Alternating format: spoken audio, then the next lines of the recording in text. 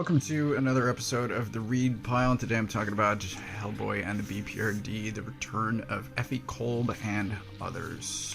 This, as I just mentioned in my weekly that I recorded yesterday, again, I don't know when this is coming out, but this came out in November. I just got it this week, read it, and I believe in all but one case, these reference prior Hellboy stories, and that leads me to my complaint. This is a long-standing complaint of mine, and I refuse to give up on it, but I've got a couple of scraps shoved into this, and my complaint is about editor notes. There are exactly 2 in this, as I said, even though it references a lot of previous stories.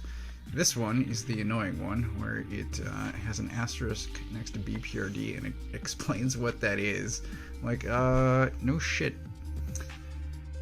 Meanwhile, there's no reference to the prior stories, even as this guy here references prior events where Hellboy shoots out Baba Yaga's eye, and at that point, there's no, right here, a few years ago, he's talking about, it doesn't say anything about where you could read about that adventure, even though you can. Now, the one that's useful, this is a scrap of shirt, is this one here, where it's referencing Edward Gray. This is what there should be more of. This is genuinely helpful. If you want more information, it tells you where you can find it.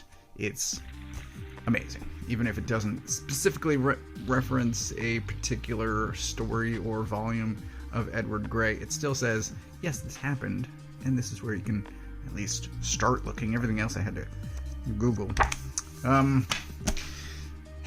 That's my complaint, and I think it's the only one that I have.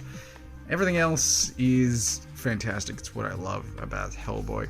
As much as I love the overall unfolding end-of-the-world stuff that BPRD became with Hell on Earth and everything leading up to Hell on Earth, what I miss, I guess, about Hellboy is the early just random supernatural adventures, and this is full of that.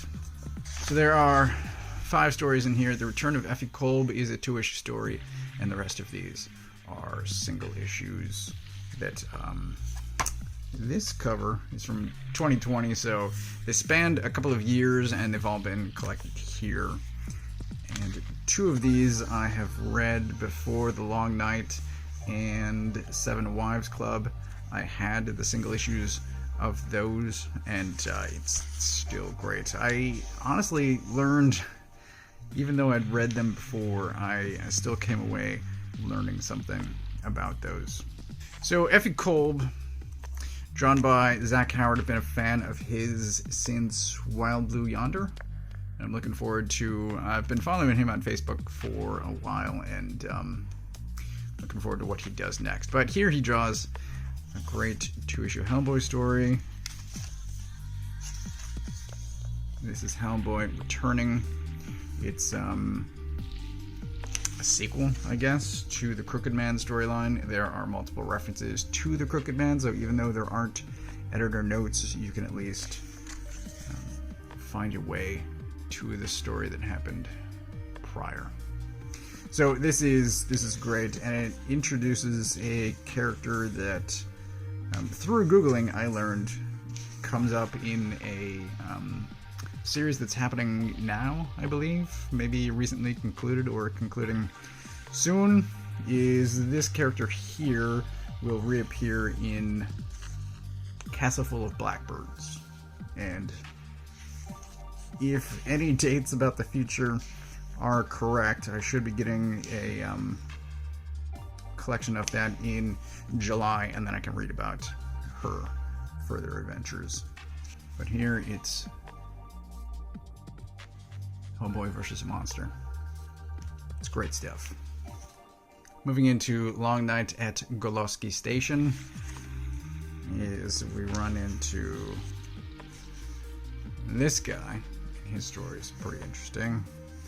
He's got the head of a werewolf in a bag. As I mentioned previously, he talks about this story and why Hellboy's maybe not smart to be back in Russia so soon. This is another great story. Got these guys that show up, and of course, there's a fight. Her Fatal Hour was new to me, but I really enjoyed this one too. Hellboy is asleep. There's this conversation happening outside his door about how long he sleeps sometimes after he gets back from an adventure, so they just let him be. But he's actually teleported away to France for another adventure, and here is another reference to a prior story. Again, I guess you have to Google to figure things out.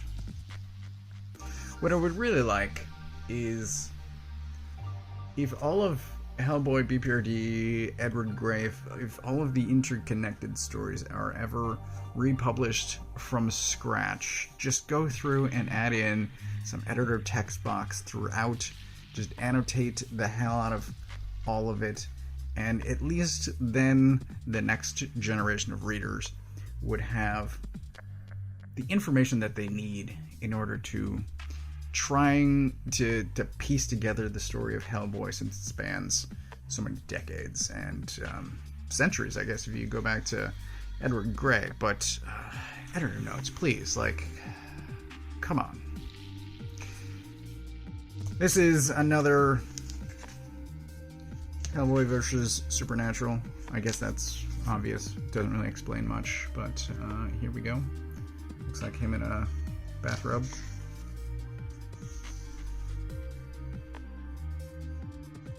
There's this guy who's been in the background the whole time. A little bit suspicious. I was suspicious of him, but he actually comes through in the end when he's needed. Fantastic moment. Think.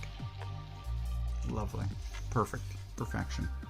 So the last story in here is the Seven Wives Club, and it seems like there is a connection between Hellboy and this girl in a jail cell. This is Seven Wives Club. Adam Hughes, obviously. But it starts off, and they are referencing each other.